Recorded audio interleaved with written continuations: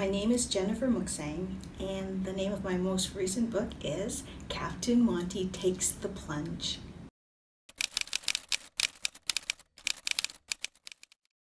I first realized that I wanted to write children's books when I was reading picture books to my own two boys.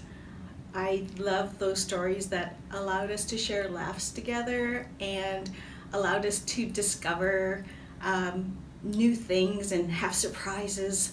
And at that moment in time, I thought, you know what? I want to be able to have this kind of impact on a young reader. I'm really lucky because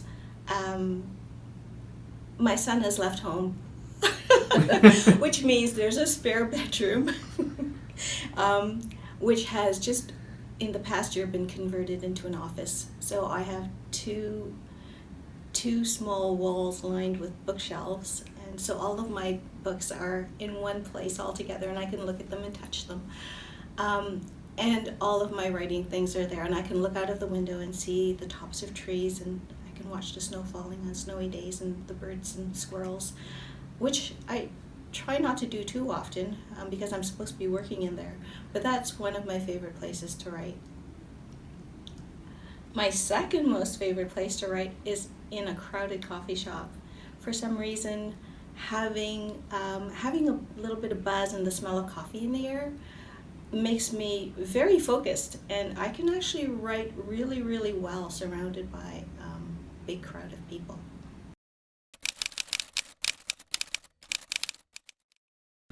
When I first started writing stories, I realized they're not as easy as I thought. It took me a really long time to figure out how to put a good story together that was not like a report or a proposal.